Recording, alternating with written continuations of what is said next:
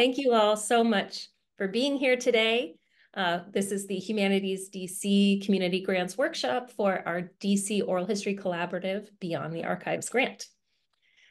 Today, we're going to go briefly into introductions to Humanities DC, the staff that's here, oral history as a concept and as a tool of the humanities, and then talk specifically about this grant program. We'll hear from you all, ask you to offer just brief introductions to you and your projects, and then we'll go into the application itself and talk about what makes a successful application for this program. So let's introduce ourselves. My name is Leah Gage, and I'm the Community Grants Manager here at Humanities DC. There's two of us, and Hillary will introduce herself in a second. But I am the point person for this particular grant program. So if you have specific questions on Beyond the Archives, you can reach out to me. And Hillary, please go ahead and introduce yourself. Right. Hi, everyone. My name is Hillary Steen, and I'm the other Community Grants Manager at Humanities DC. I am the additional point of contact for this grant. So like Leah said, you'll most likely be hearing from her as the process moves forward, but you might hear from me as well. So thank you all for being here. And Loy, if you're here, can you introduce yourself? Sure. Hello, everyone. I'm Loy Namar, Director of Grant Making and Programs at Humanities DC. Thanks for being here. And I don't have on the slide Jasper Collier, but Jasper is here. Please go ahead and introduce yourself, Jasper. Hi, I'm Jasper Collier, and I'm the manager for our DC Oral History Collaborative project. So Jasper manages the Oral History Collaborative, and we'll have also perhaps some things to say about oral history in general. But so Humanities DC, briefly, I'll tell you a bit about what we do. If you're unfamiliar, we are an organization, one of 56 state, sorry, I'm pulling up my slides here. Sorry, okay, so we are one of 56 state humanities councils. Obviously, DC is not a state, but we do have a humanities council. Our goal is to help Washingtonians connect to one another, connect to the city through stories and their relationships to the city, as well as relationships to one another. One of the ways in which we do this is through community-informed grant making, to invest in local scholars, experts, and organizations, as well as engaging all residents through partnership-based public programming. So in addition to grants, we have public programs, we have different events that we host each month, as well as other public programs, all of which you can find out about on our website. But as far as grant making is concerned, in 2024, we expect to award $1 million in grants. We did about that in 2023. Our first cycle has opened. It opened December 11th, and those applications will close February 20th. So Beyond the Archives is one of the grants in cycle 1. Cycle 2 will have 2 other grant programs that will open up in March and will close May 1st. And those requests for proposals or RFPs will become available March 4th. So let's first, before we move forward, delve into what are the humanities, because this is a question that we get fairly frequently. And I'd like to turn this to you all, if you'd be willing, to shout out. You can unmute yourself and answer this question, or you can pose it in the chat. But how would you define the humanities, or what are the humanities?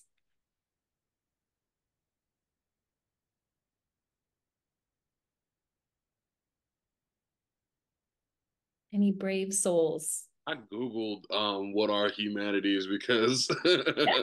because I wanted to see if our organization's kind of goals aligned with what the grants were proposing for, because I didn't want to apply for the grants and feel like we didn't fit. My idea of the humanities is that they are any kind of like event or pursuit where it like focuses on people, focuses on the human experience, and like that, I mean, that could be like a million things, right? So that's why I was like, do we fall under this? So whatever it is, it's just definitely like people focused. Mm-hmm. Yeah. Mm-hmm. Definitely people focused. I see here in the chat, somebody posted art. And that's an interesting thing to bring up. The art is, can be a tool of the humanities, but the humanities are not art in and of themselves. And this is one of the things that we'll talk about, because while we do fund projects that utilize the arts, we do not fund art for art's sake, and the humanities are not art for art's sake. Somebody else, Oluche, posted taking a lens to see other people's perspectives. I think that's really great. You know, we're talking about people's stories, sharing people's experiences, you know, humanities, human is in the word. And so I'll just go ahead and share what our definition is. Human stories allow us to navigate the complexities of our past, present, and future. We utilize human stories. We utilize the humanities to share these human stories and to help us learn from the history and literature, to empathize with one another through language and comparative religion, and to challenge our assumptions. And my slides are going fast here. So another way to think about the humanities is to consider some of the actual disciplines that fall within the humanities. And so these are listed here. So humanities help us understand our stories past through history, anthropology, archaeology, expressing our stories through literature, linguistics and language, art history, theory and criticism, and our values, what makes us human, what informs our human interactions through ethics, philosophy, comparative religion, and law. So this is something very key to keep in mind as you're working on your application. As we go into the application, I'll show you there's a space to enter what discipline is your primary discipline. And so for this grant, the purpose of this grant is to utilize oral histories that exist, but to do so in a way that also utilizes one of these other disciplines and to make them public. And we'll talk about what that means, but really being clear on why your project is within the humanities, the scope of the humanities will, I think, make for a very successful application. So I just want to highlight that, and we can talk more about that. Are there any questions about that as we move forward?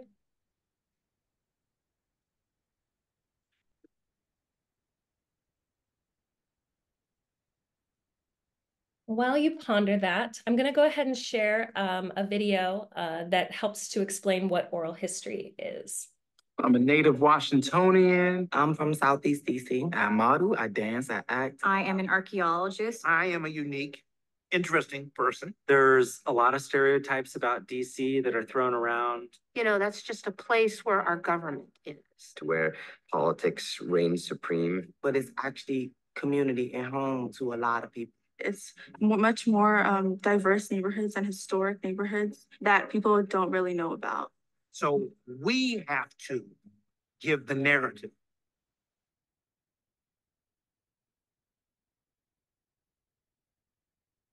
Or aren't necessarily written about in historical records. It's so easy to just feel like your group is not important if all you learn about is what this person did, what Christopher Columbus did. There's a lot of resilience that goes into being able to survive those circumstances and still come out on the other side and say, we can be better. So just to sit down and talk to someone and give them an opportunity to just to tell their life narrative is a very special thing. It's almost like your imagination is ignited. Just every time you think you know what someone's going to say, they're going to say something different. And that's fabulous. Your story is important. Your history is important. It's kind of like getting a gift to the next generation. And when you share it, and you'd be so surprised and so shocked at how many people would be like, oh my God, I went through that too. When our children and grandchildren look to us for inspiration, they're going to learn from us and whatever it is that we try to do. So it's important to have these stories and to share these stories and to shout these stories and to sing these stories to inspire others, not only to step up to the plate and feel good about themselves, to share their stories as well.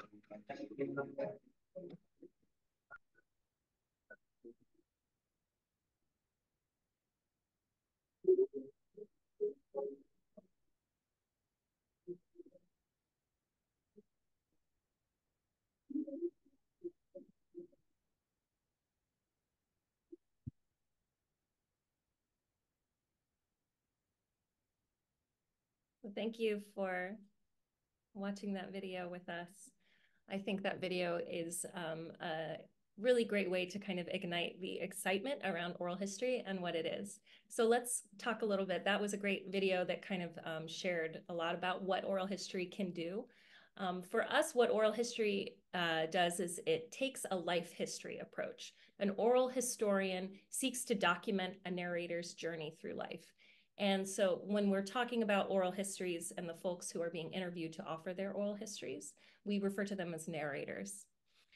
They're narrating their early childhood through the present moment. The goal is to probe the ways in which the narrator's life story resounds with overtones and undertones of broader historical significance. And one of the things that one of the people in that video talked about was kind of how you could be surprised by what folks will say in an oral history. And that's one of the purposes of oral history as a tool, is to really allow the narrator to tell their story and to elicit their responses and be surprised by what they're saying, and to allow the narrator to guide their story rather than the interviewee. And so this grant program utilizes oral histories that exist to take them to the public.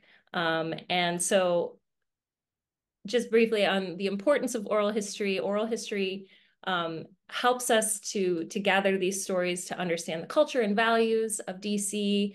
It's an interdisciplinary interview-based method of producing historical documents, documenting these stories by recording them, deepening and complicating the written record of history by utilizing, when people speak off the cuff, when they're in a setting like that, they're telling different things than maybe if they were writing.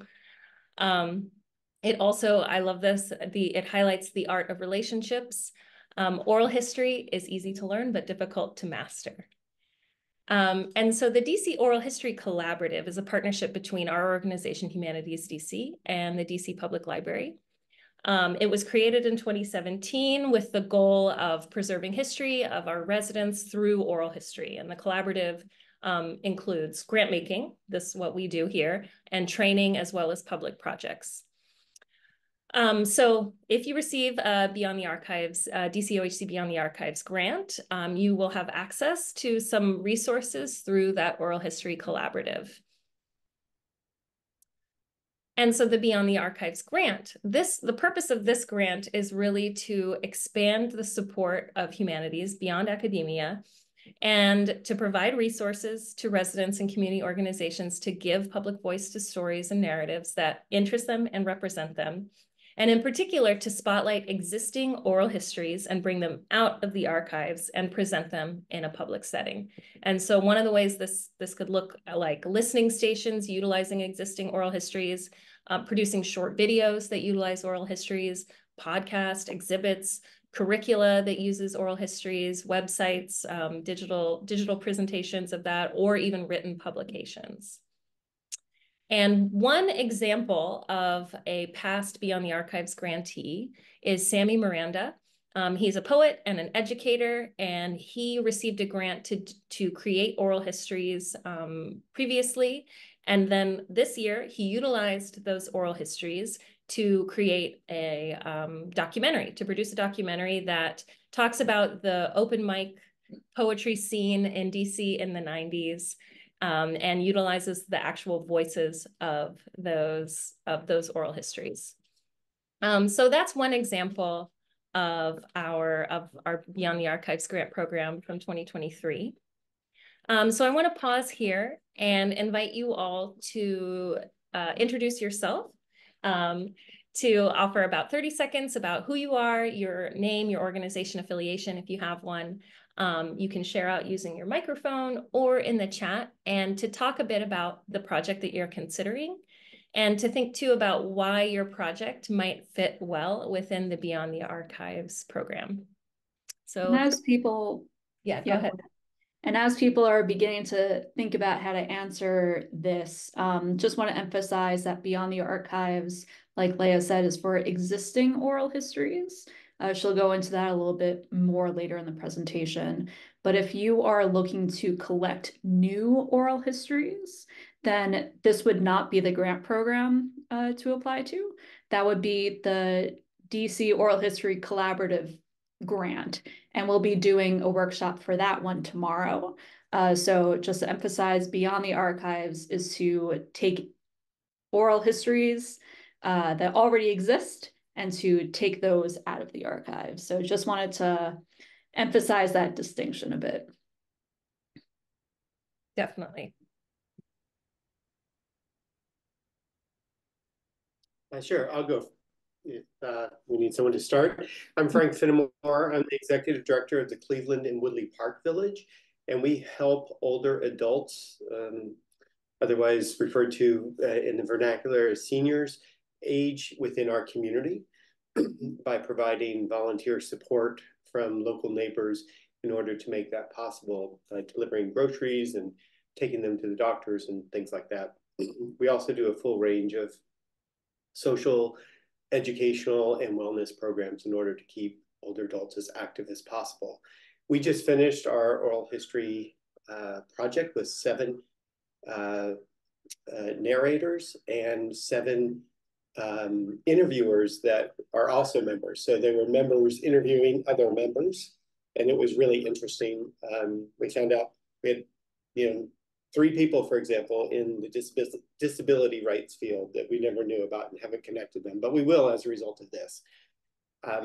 So the project that we're considering is helping people in the greater community to know sort of what it's like to age solo in our large community, but within a small neighborhood, and what sort of supports you need in order to make that a reality. So you can still remain as a Washingtonian living in our community. Thank you for sharing that. I'll go next.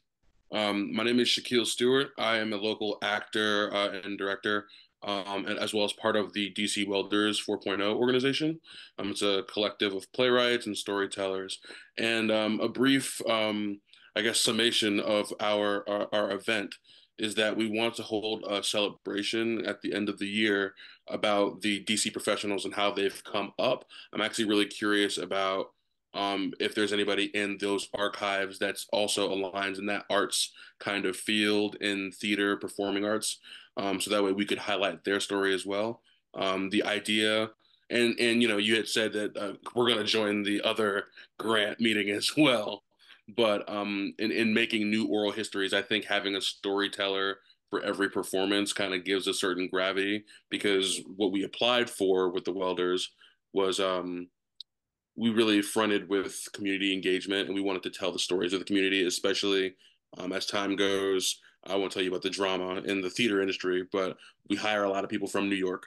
We hire a lot of people from Chicago who are not from DC, who are not from this, this town. I think it'd be really cool to see the stories of folks who came up. So I'm really curious about the criteria of the stories being told. Thank you guys for this. This is really informative.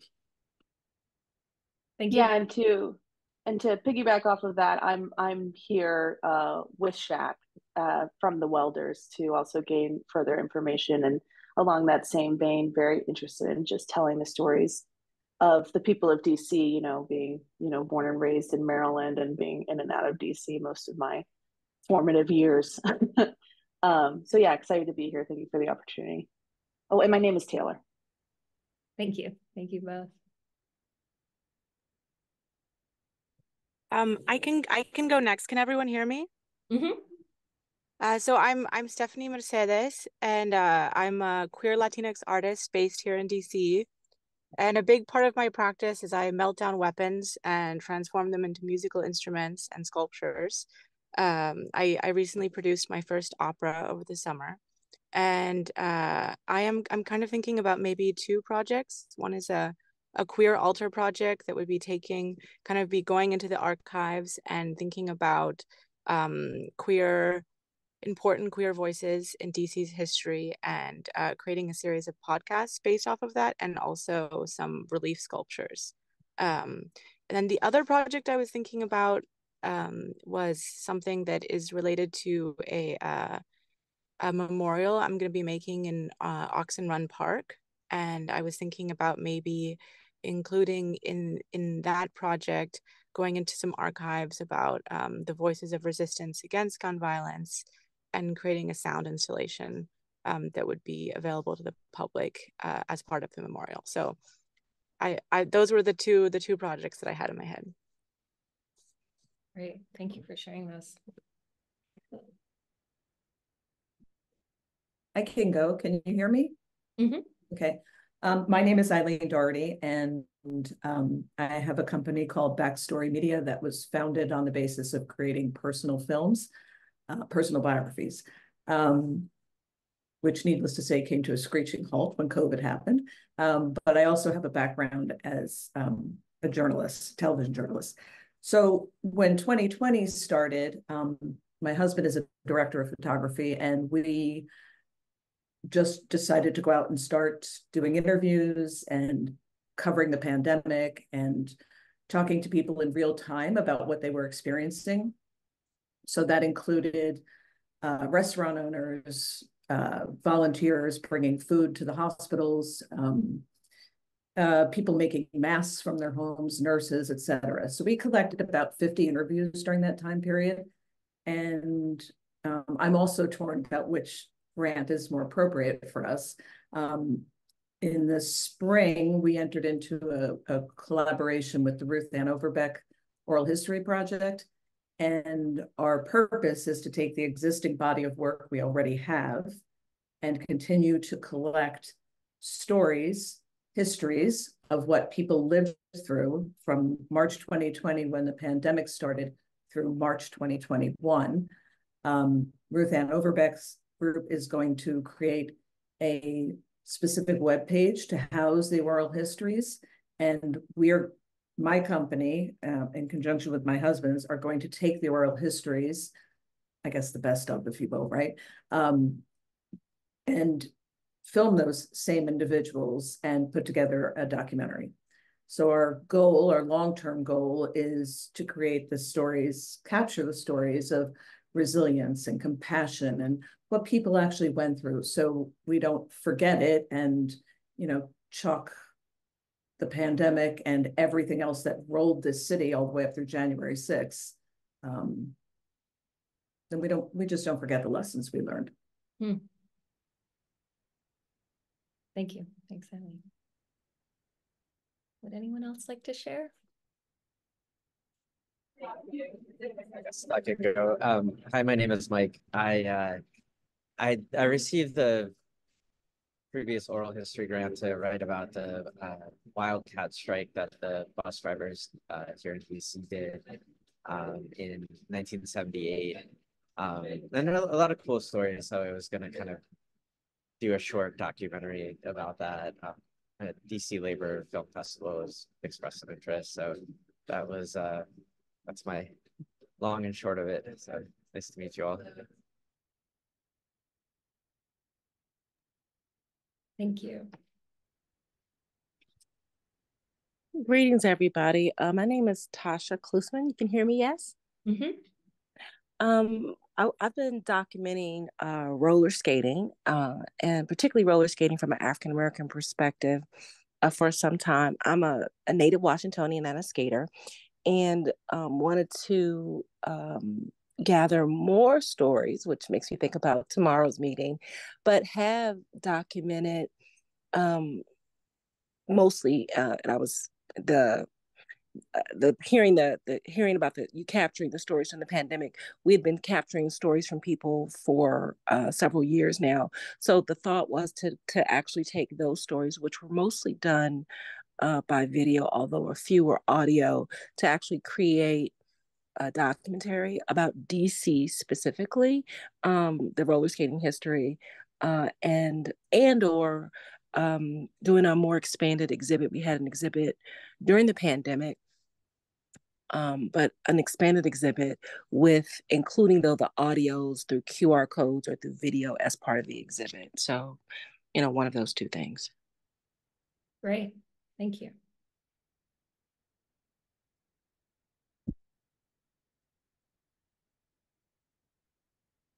Well, I'm hearing a lot of you reference existing oral histories and existing archives that you're looking into, and that is fantastic.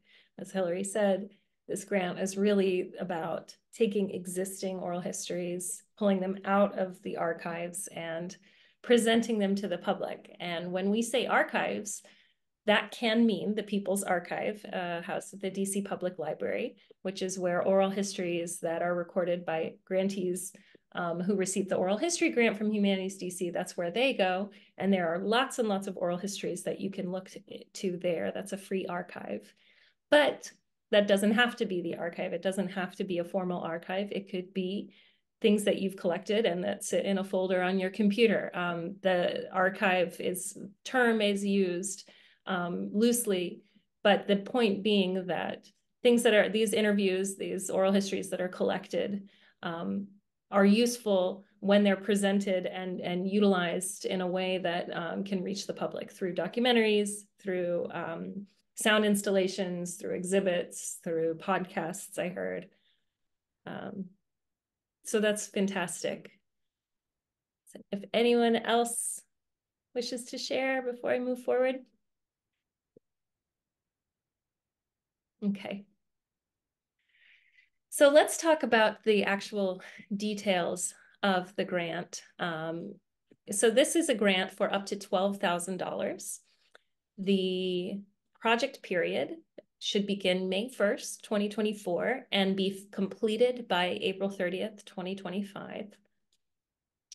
This grant is open to DC-based individuals, community groups, and nonprofit organizations. So you do not need to be a 501c3 nonprofit to receive this grant. However, it is open to nonprofits, also open to individuals. And when we say community groups, this could be an informal group or a group that is seeking 501c3 status but has not yet received it.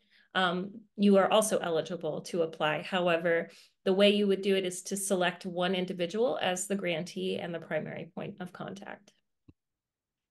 Individuals may choose to apply with a fiscal sponsor, so you can do that. It is not required for this grant, but if you do wish to apply through a fiscal sponsor, we do offer that option as well. So there are approximately 4 Beyond the Archives awards available this year. And we say approximately because that will depend on the demand and also our funding.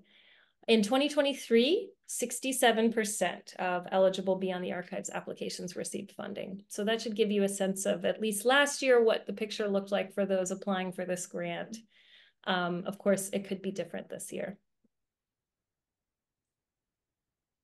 If you were to receive a Beyond the Archives grant, there are some requirements for grantees. So the first key requirement is submitting 2 reports. We require an interim report due in October 2024. And this report is a fairly simple report that really just goes into where you are in the project. Are you on track to complete your project in the time frame that you had indicated in your original application? And then also we ask for a budget to actuals table to tell us how much you've spent thus far, how much of the grant has been allocated and to what, and the idea that it matches the original budget that you submitted in your application. The final report is due May 30th, so that's 30 days after the project period ends, May 1st, 2025. And this report is much more comprehensive. In this report, we ask for you to describe the project, to evaluate the project based on what you've identified as your goals and how you would define success, as well as providing documentation of all of the grant expenses. So that means requiring or providing rather invoices, receipts, timesheets if you're paying yourself as the project director. We do require documentation of all expenses.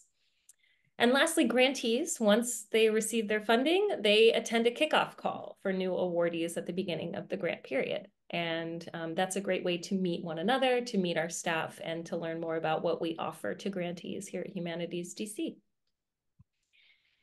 So something to consider as you're making your budget and thinking about how you would spend the funds is allowable and unallowable expenses. So the grant basically should fund any project-related supplies and equipment. This can include, if you're producing a documentary, this could include cameras and equipment that you're utilizing. If you're doing a podcast, you're doing an exhibit, the equipment might look different. This also covers space. So if you're doing a virtual thing or, you know, such as like this info session, maybe you would pay for Zoom.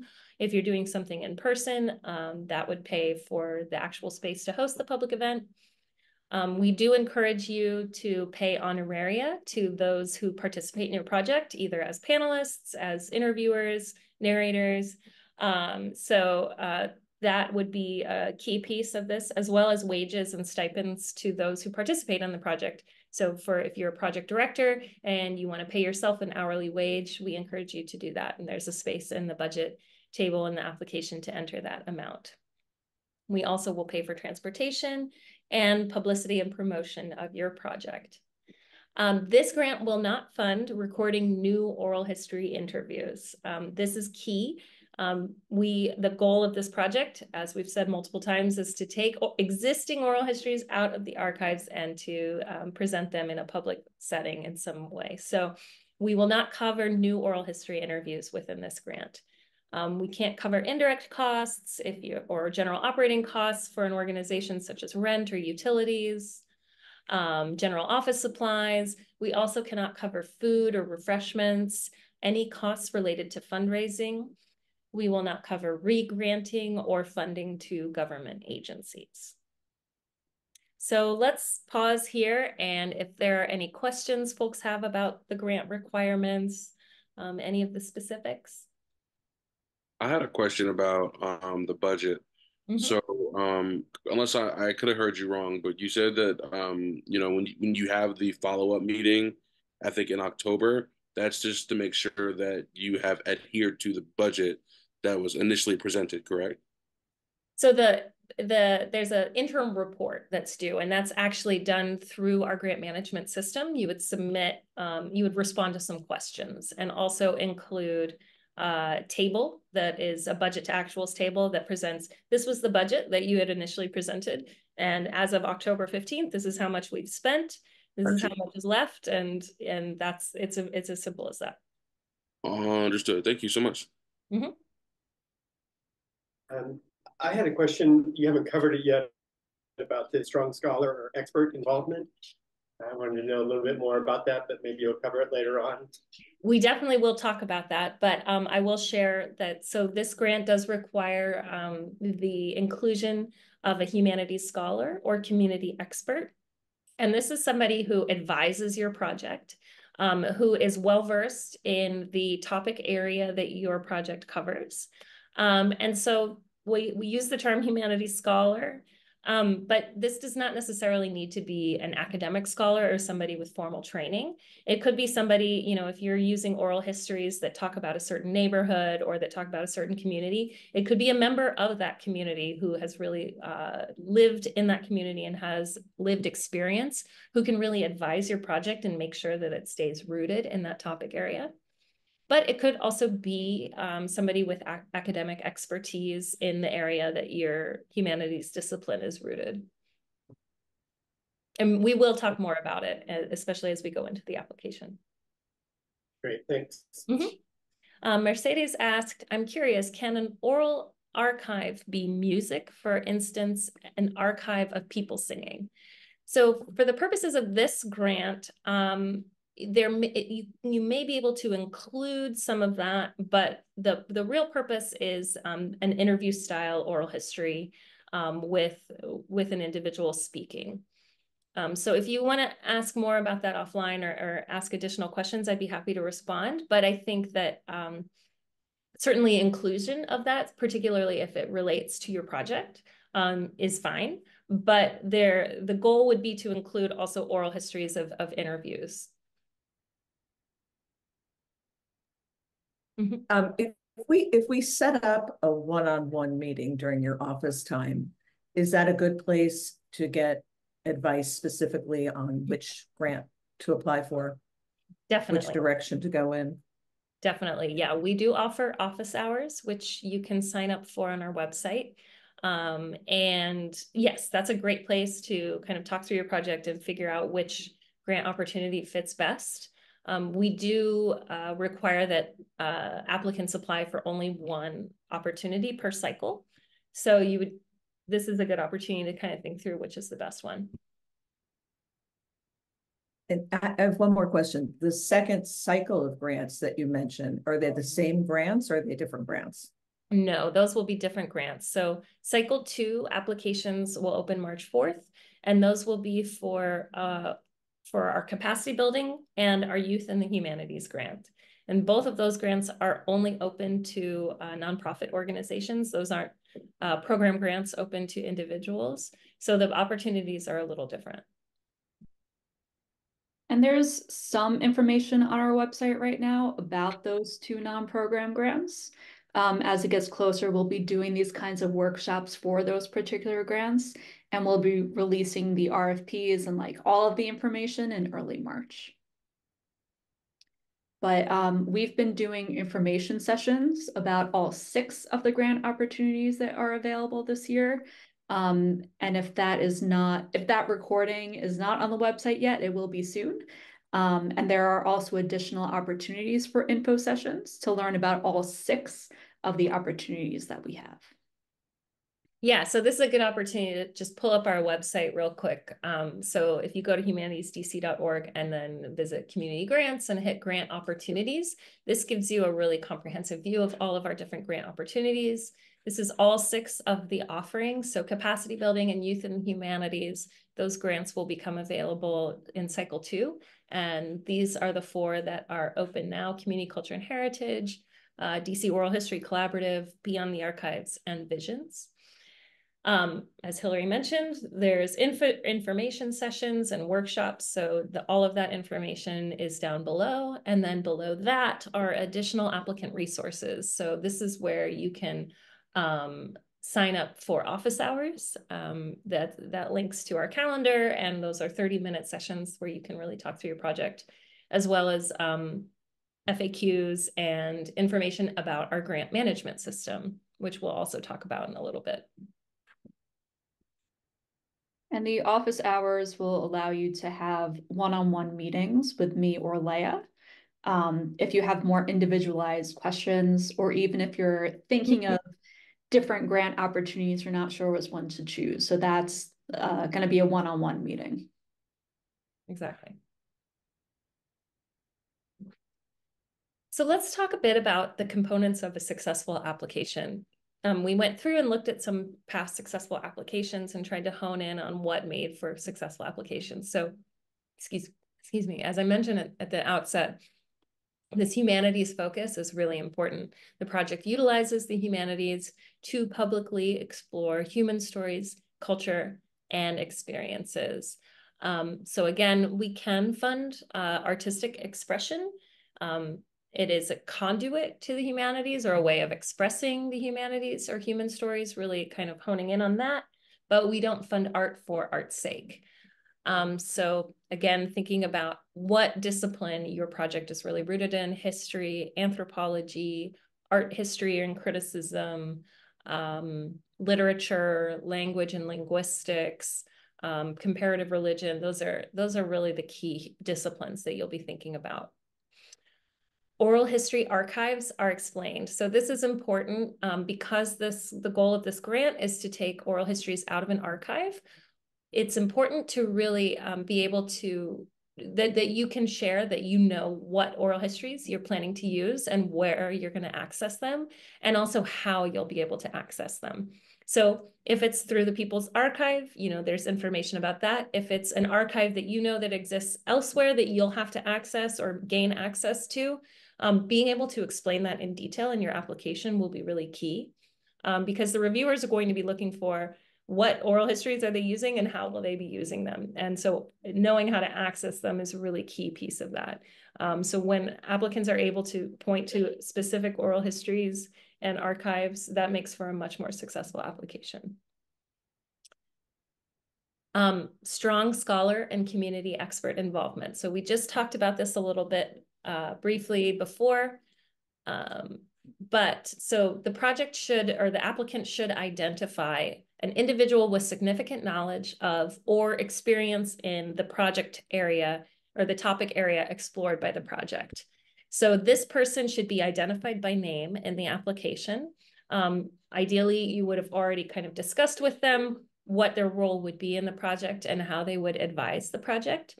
That scholar should support and help shape the project in an advisory, that grounds it in the topic area. And there's a place in the application to enter their name, their information, as well as a description of their past experience or a resume.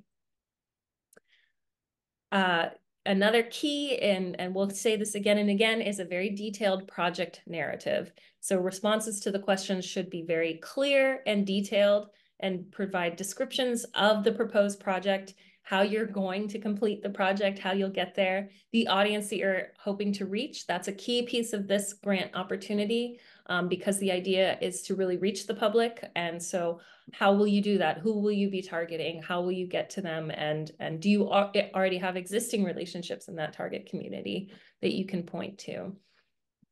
And then a strong articulation of your desired goals and outcomes and how you'll define success.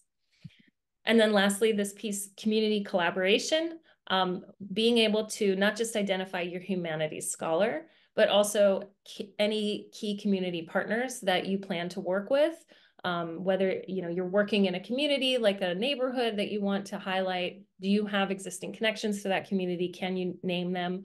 Or do you know how you're going to go about reaching out to them if you don't already? We understand not everybody does, and that's one of the points of this grant. But if you can at least be specific about how you think you'll reach these communities, that will really help to strengthen your application. And then on the flip side, these are some common issues that we see with applicants who do not receive funding for the Beyond the Archives grant. So the oral history archives aren't identified clearly, or the narrators themselves, the folks who offer the interviews, are not specifically identified. As well, key personnel. So if you're producing a documentary, and you don't yet know who the key personnel are that you will be working with, that could potentially ding your application. So being able to be as specific as possible about who you're working with will be key. Also, the humanities scholar being identified. So in past applications, if someone puts not sure yet or still working on that, that can be a negative factor in application reviews. So really knowing in advance who your scholar will be. The project narrative does not provide enough detail. So we often say to applicants, imagine that the reviewer knows literally nothing about you, your project, or your topic area. And so being able to explain in detail what your project is, why you're doing this project, is a really good idea. We often tell folks to have somebody external review your application. We offer this service. Hillary and I will review applications up to a week before the deadline. We review for completeness. We look for common issues that we see missing. Maybe there's something in the budget. We can do that. We don't review applications ourselves for funding, but we can at least review them for completeness. But you may also want to have somebody else in your life review your application. And then again, the collaboration information in the community isn't specific. Partners are not identified, or it's unclear how they will contribute if they're identified. So key themes, details, and specificity as much as possible. So I'm going to pause here and I'm going to open up our application. But before I do, are there any questions about what we've reviewed so far?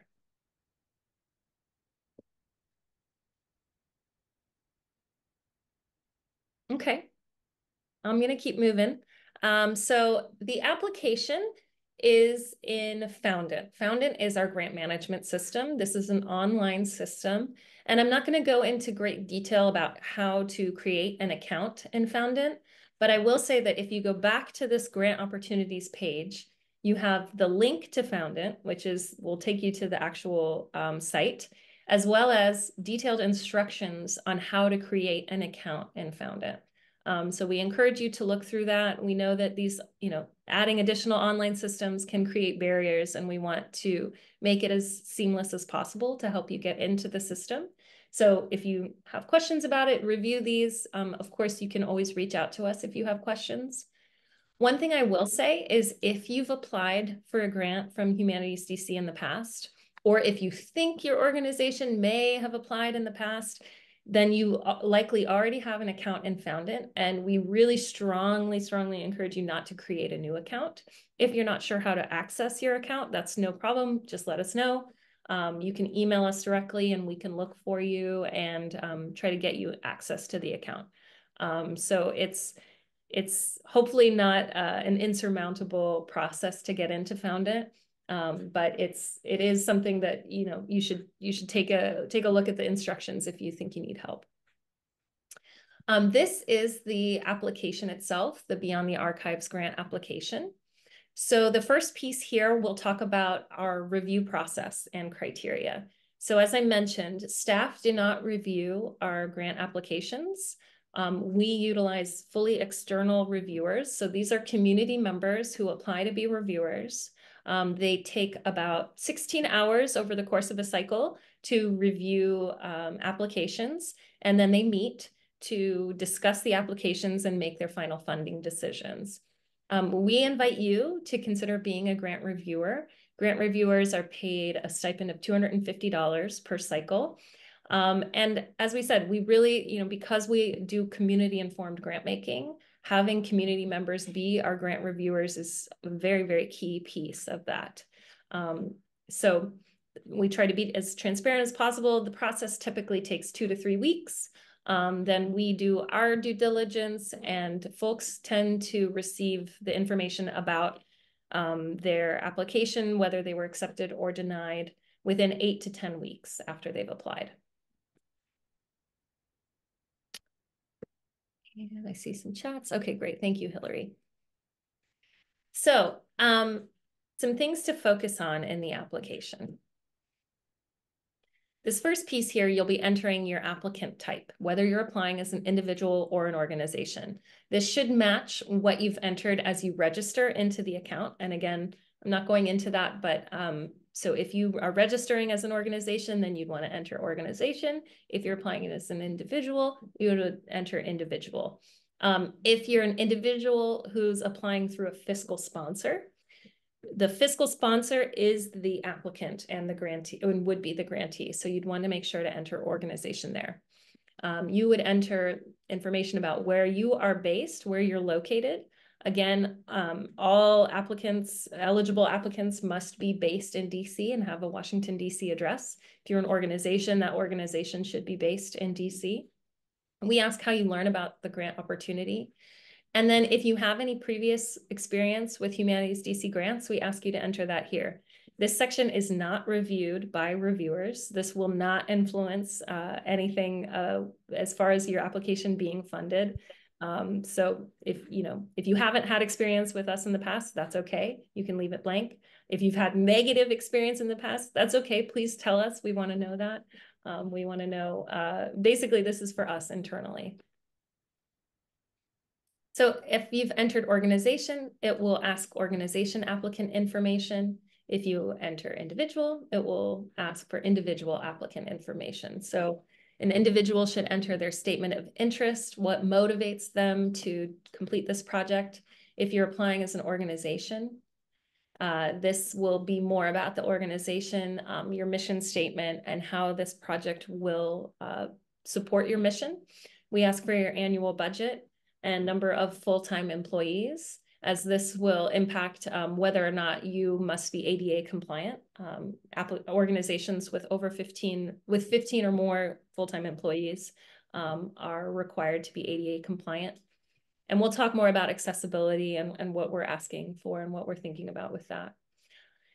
The unique entity identifier, this is a number that's provided by by SAM.gov, the System for Award Management, and you can obtain that number. It's a relatively easy process. We've actually gone through it ourselves to kind of test it. And if you have questions about that, you can reach out to me. I'm not going to go into detail about the UEI, but organizations who apply for a grant are required to have a UEI number. And then again, as I said, if you're using a fiscal sponsor, you would answer this question, yes. And then you'd answer some additional questions about the sponsored entity. If you're not applying with a fiscal sponsor, you would just enter no. So That's kind of the key information about how you're entering the applicant details. And really, oh, go ahead.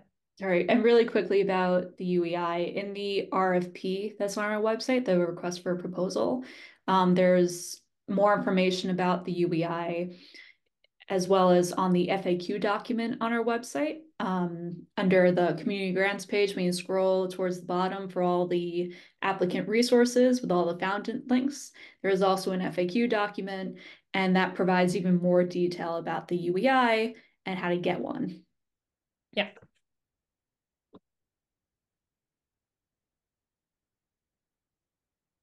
So the first section of the application that receives a score is this capacity and key personnel section. So we include all of the details of how reviewers will be scoring your application at the top of each section. So as reviewers are looking at this application, they'll be thinking about the project director and whether it's demonstrated that this director will have the experience and expertise necessary to carry this project to completion.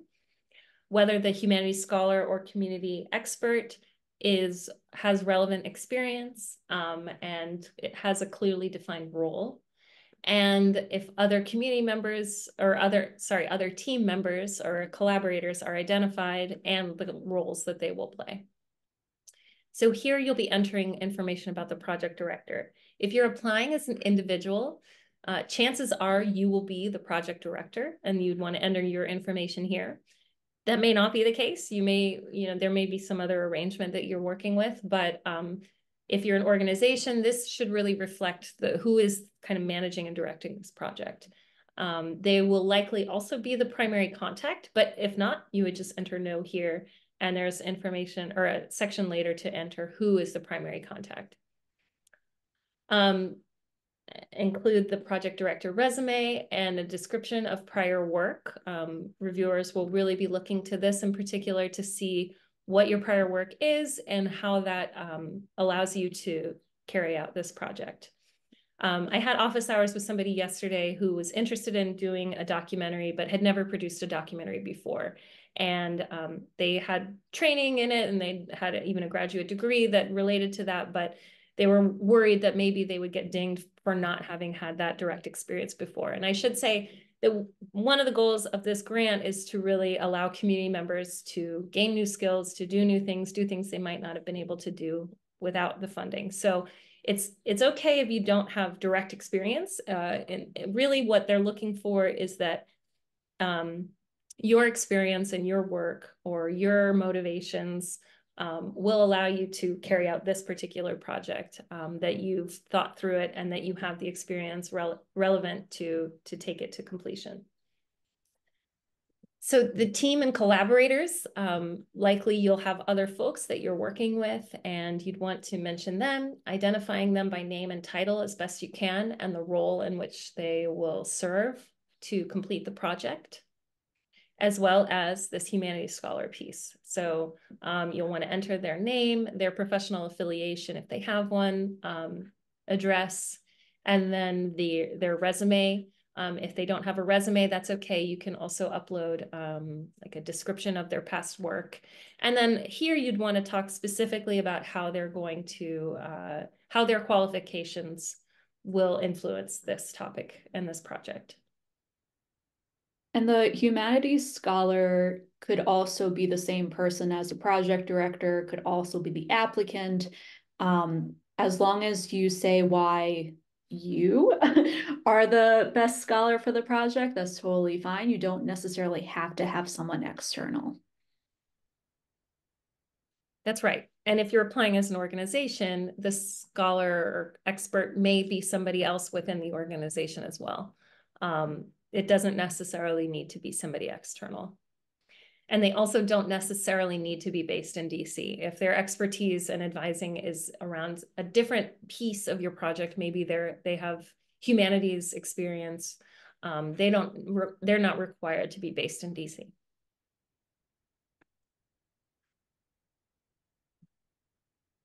Any thoughts or questions as I move forward?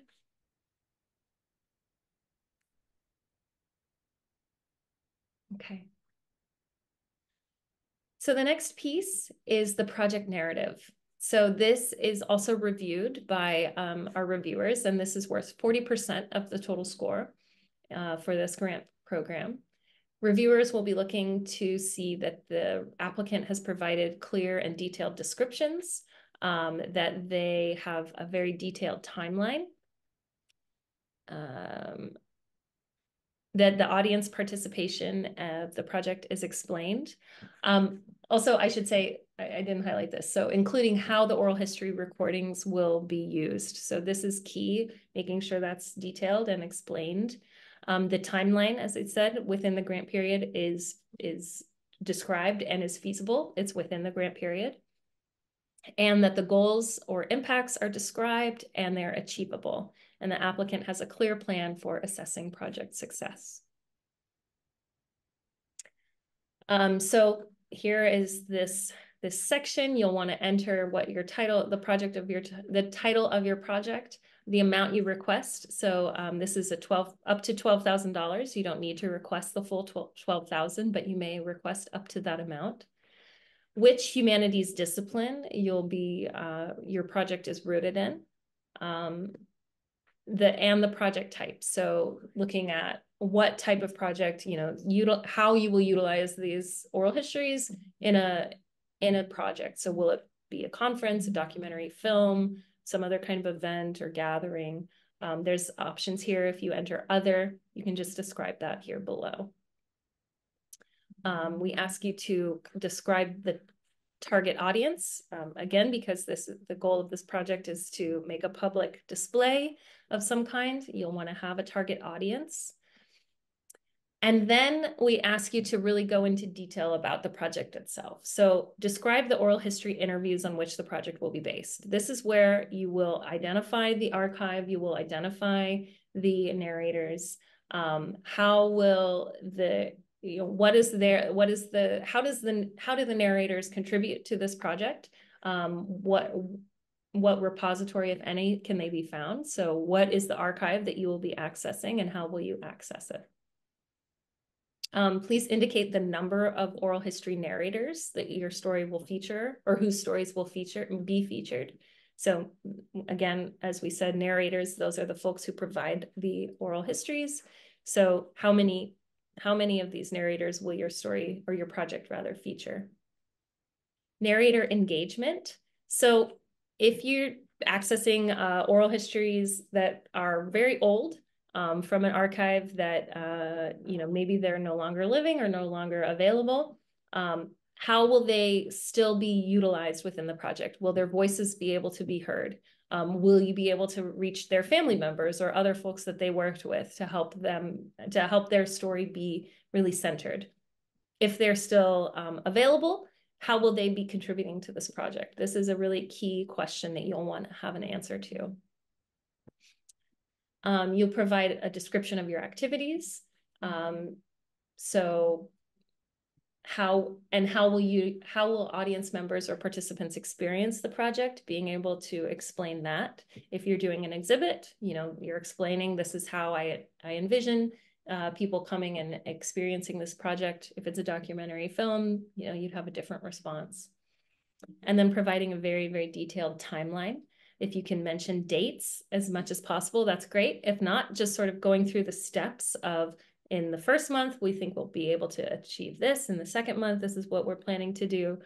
Being very detailed, but also realistic about your timeline will really be something that reviewers are looking for.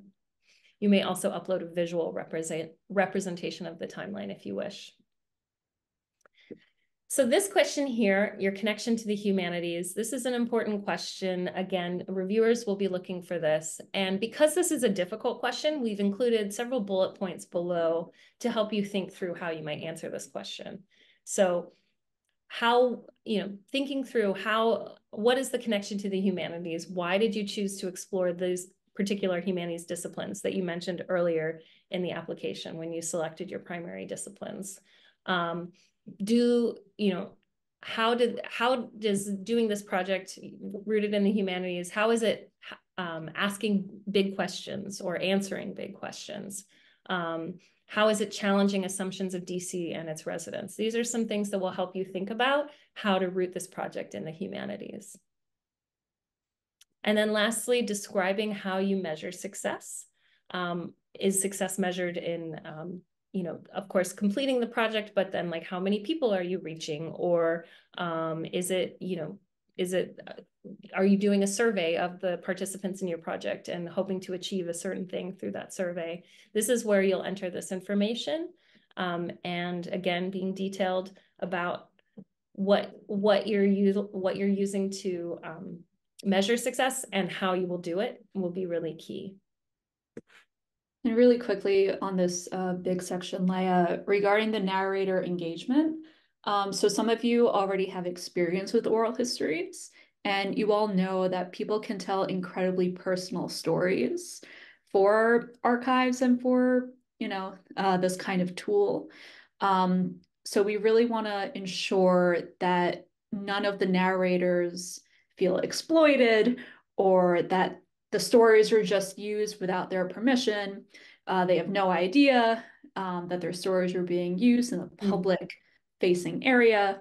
So just make sure when you're thinking about how to engage the narrators, that's really why we're approaching it from that angle, to make sure that people's personal stories are used in a respectful manner.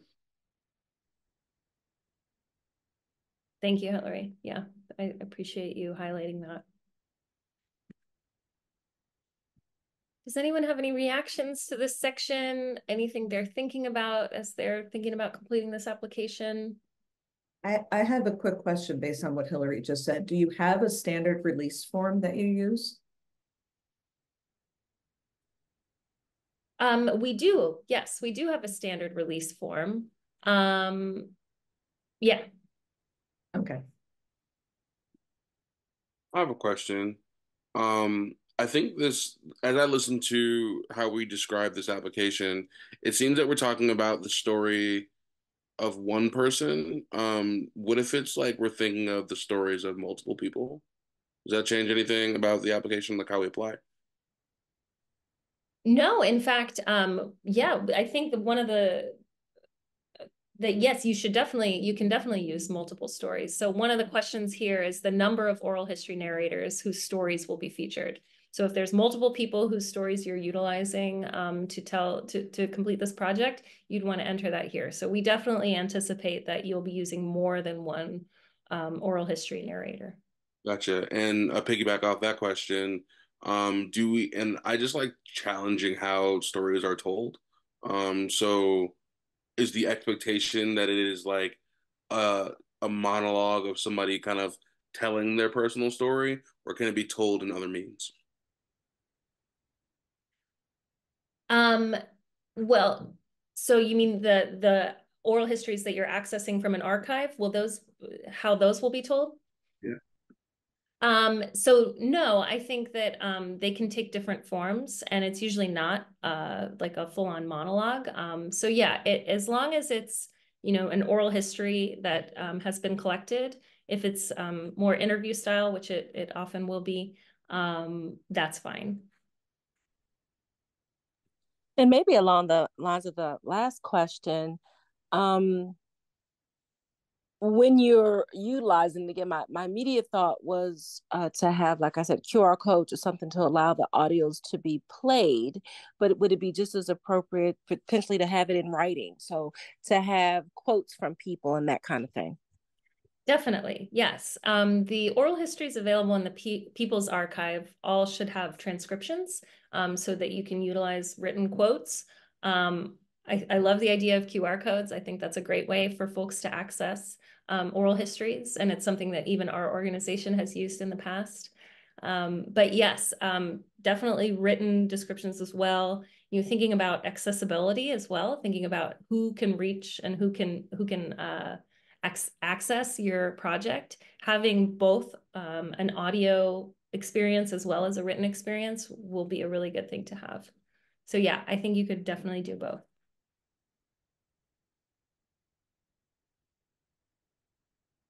And you could get funding for however you want to present to the public. If you wanted to do the videos and the written words and a performance and etc.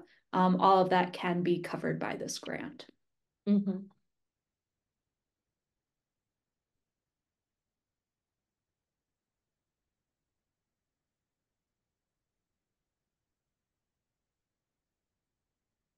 Okay, I'm going to move on to the next sections of the application. The community collaboration section, this is worth 20% of the total score. And reviewers will be looking to make sure that the proposal describes an effective plan for reaching and engaging the target audience identified by the project, and that the project will be inclusive, diverse, equitable, and accessible. So we just talked a little bit about this, but making sure that you're thinking about who is going to be accessing it and how they can access it, and that you've thought through how you'll be able to reach diverse audiences and be as inclusive as possible. Thinking about financial, geographic, demographic, cultural, developmental, accessibility, all of these many things. Being able to talk about that in detail will strengthen your application. So this first question here is program collaboration and community involvement. So explaining how collaborating with your community will strengthen your project. As Hillary mentioned, thinking about how your narrator engagement, that may come into this piece as well, who your narrators' communities are and how they're informing the project. That could be described here. Describe how you will solicit input from the community, and your public scholar or expert as well, how they will provide their input. And then the second question in this section is on the outreach strategy and community engagement. Describe the communities that are your target audience. Earlier in the application, you've entered some key details about the demographics, but here you'll be describing more who the target audience is and how you will make them aware of your project. What your outreach plan is, how you'll market your project. If it's a documentary, how are you going to be marketing your screening, things like that. So this is a good place to be very detailed and to think about that accessibility piece of being as inclusive as possible.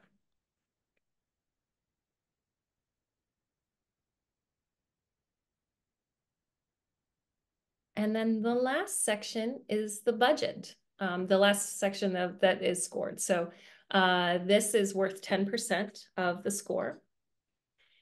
And the key pieces that reviewers are going to be looking for here is that how the funds are used is very clearly described, and that all expenses are directly tied to the proposed project. And then also looking at how that the expenses are allowable. So we just reviewed earlier the allowable and unallowable expenses, but I would definitely encourage you to look at the RFP specifically.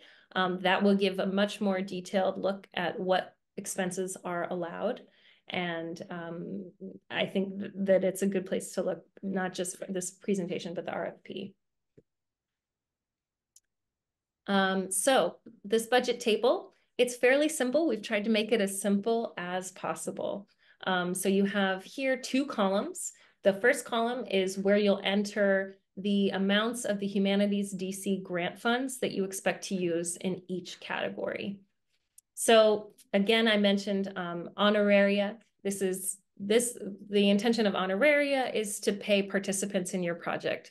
So if you wish to pay narrators who provided oral histories in the past, you could do that.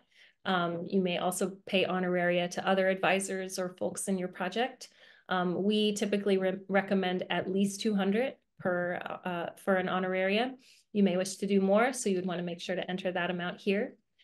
Salary and wages, this really refers to paying people for helping to complete your project. So if that's yourself as a project director, you'd want to enter that information here.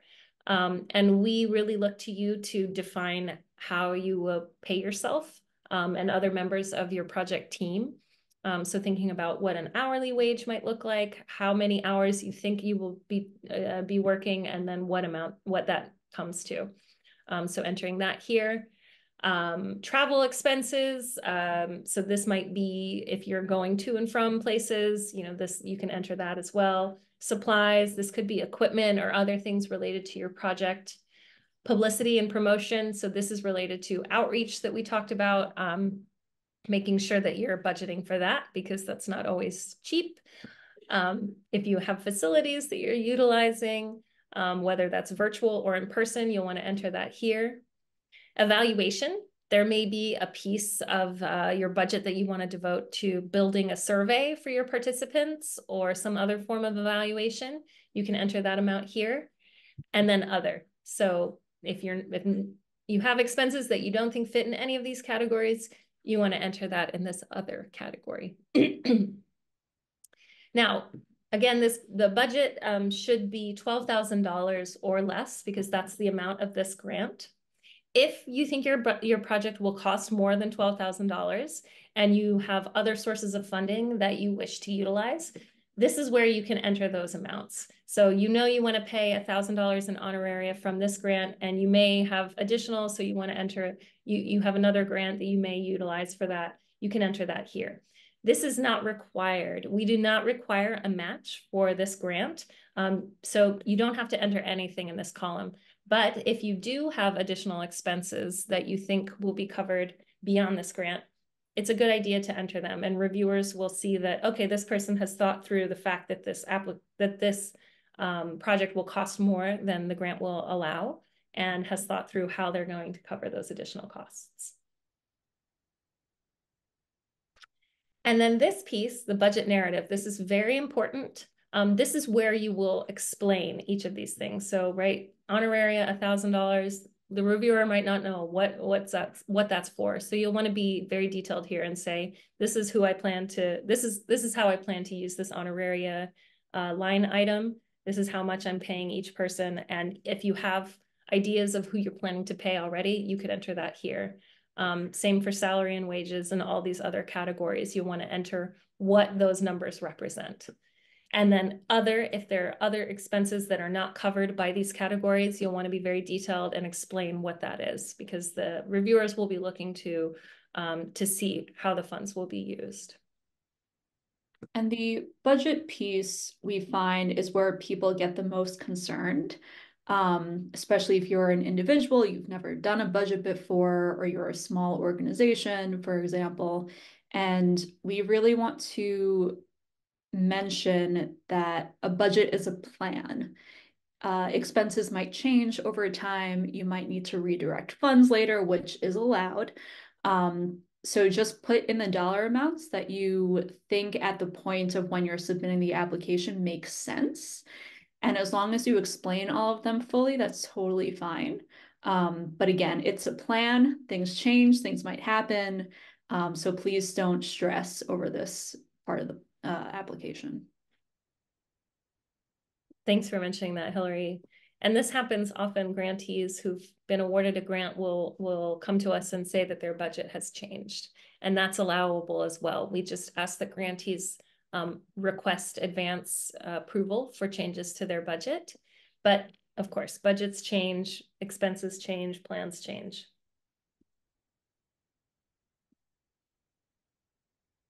Any thoughts or questions around the budget?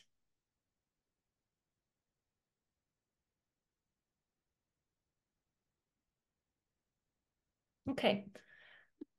I'll just share a little bit about these last two sections. So the appendix, this is where you can enter any supporting documents if you have them. If there are partners that you're planning to work with who offer letters of support, this would be a great place to enter that here.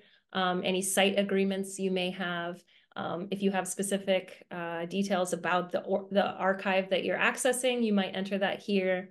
You can also offer a description in this text box.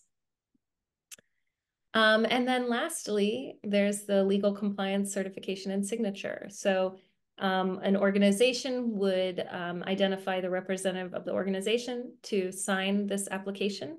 An individual would just sign it themselves. If you're an individual applying through a fiscal sponsor, this would be signed by the fiscal sponsor. And the last piece I want to mention is we talked a little bit about accessibility. And so if you plan to hold an event, a public event, or if your organization does have 15 people or more as full-time employees, there will be this section about accessibility and how you will, and what your accessibility plans are to be ADA compliant. Even if your project doesn't fall into any of these categories, we ask you to really think about this. There are other sections in the application that we talked about where this is mentioned, but this will be where you will enter your plans for how you would be accessible and how your project will be ADA compliant. This section is not actually reviewed by our reviewers. It will not influence negatively or positively if you're not sure. And if you have questions about this, you can always reach out to us. This is one of our goals in 2024 is to think very clearly about how our programs are accessible and how we can help our grantees be more accessible. But so this is an additional section that will populate based on certain criteria.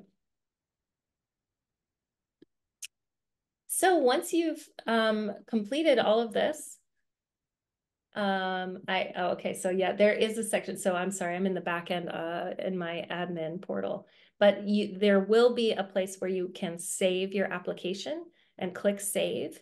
That will not necessarily submit your application. It will save a draft, and we encourage you to do this frequently. And you can also do this if you wish to have us review your application for you before submitting.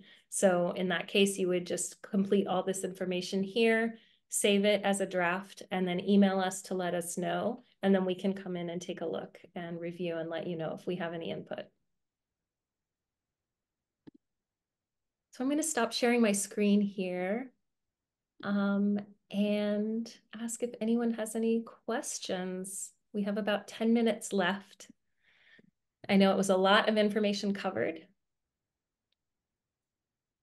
Yeah, I have a question about the range of budgets. I know the upper limit, but I'm just curious about the range of budgets and then the average budget.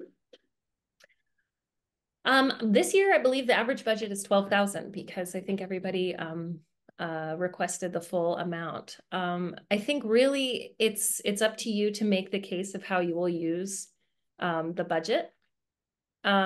But we encourage you to think about how you would use $12,000 if that's, because that's the upper limit of this budget.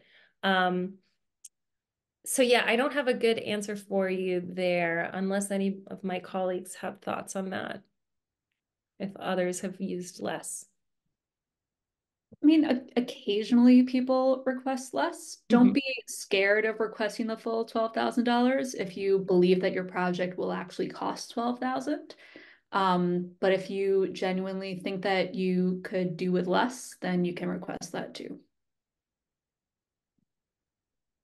Okay, thank you. And if you request less than $12,000, that would not strengthen or weaken your application.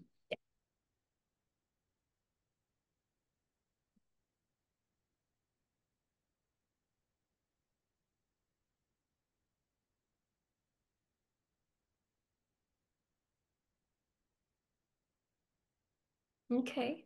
I'll ask one more. I'm assuming that it's okay to have two parts, like, I had envisioned like a public exhibit utilizing empty store spaces, but then also having an online component so that people see it, whether they're on the avenue or if they're in their own homes, and we sort of push them there. But I assume we can just click two boxes, on the application. Okay. Exactly. Yes, definitely. And I think as long as you explain how you would achieve each of those pieces, that yes, it can definitely have multiple components. Great.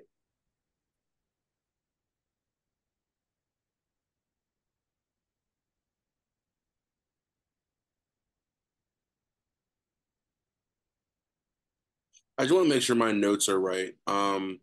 Of the 4 grants that are available this cycle, we can only apply for 1. Correct. Yeah. And so we're doing 4 separate workshops for the 4 Cycle 1 grant opportunities. All of those are happening this week. All of them will be recorded and put on the website. We have 2 left. So tomorrow is DCOHC and DCOHC Extension. So that's for people who are interested in collecting new oral histories.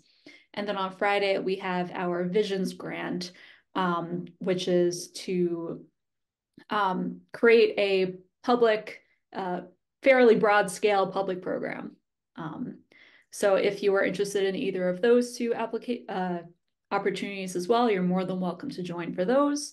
And again, everything will be online with the recording. And we have a few more information sessions coming up. I believe they will all be in person. Yeah. And that whole schedule is on our website if you are interested in learning about all 6 opportunities all at once.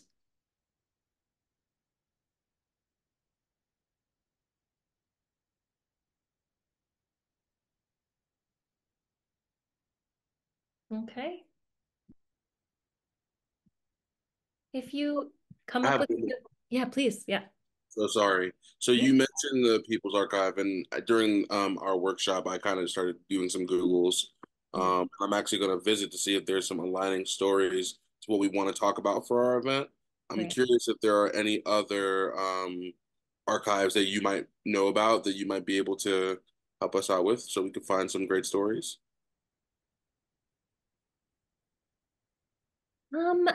That's a good question. Jasper, I see you just unmuted yourself. Do you have thoughts there? Sure. Yeah, I was going to say there's a couple places on our website that you can look if you go to our DC Oral History Collaborative section. There is a document. I try to take a look and see really quick exactly what it's called now, but there's a document that was created at the beginning of the DC Oral History Collaborative that surveyed various repositories, archives for oral histories that were about Washington, D.C.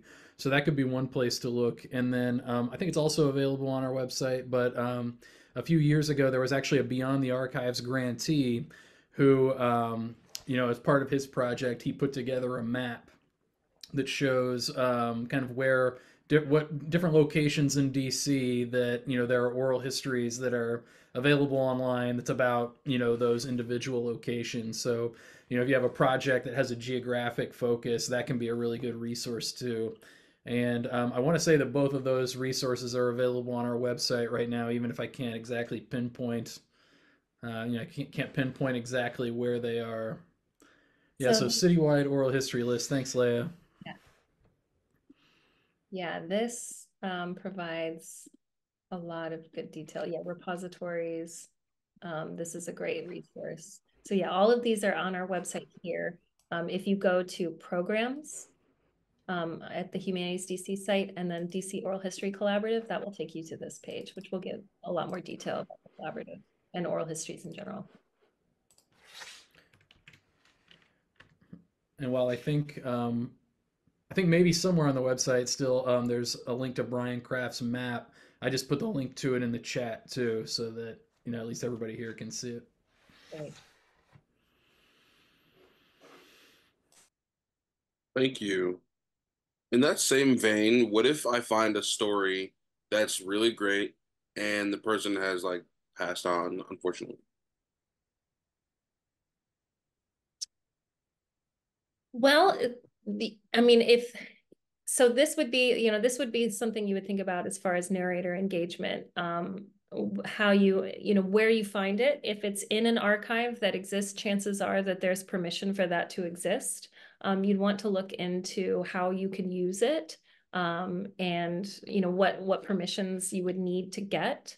But as well as just permissions, you would also want to think about how you might include their input in the project. If they've passed on, you wouldn't be able to include them directly, but if there are people they might be connected to or other ways that you could bring their voice to the input of the project and in process. I think that will really depend based on the archive, what kind of permissions though you would need. Understood. Thank you.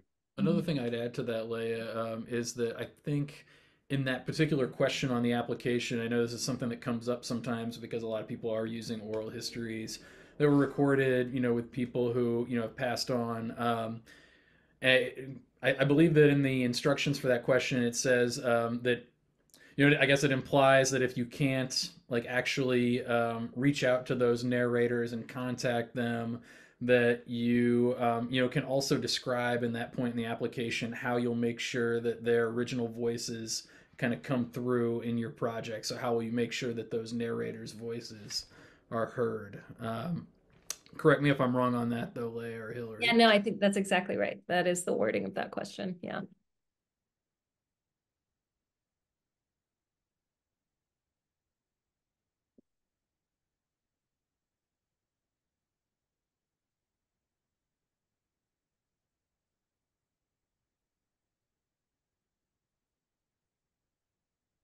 Okay, well, we're at about 2 minutes till the end of this session. Thank you all so much for staying on and for asking such great questions. I hear really good projects in process, and I encourage you all to consider applying. And I also encourage you to reach out for office hours. Again, those are linked on the grants opportunities page if you have additional questions. You can also always email us. We're here by email.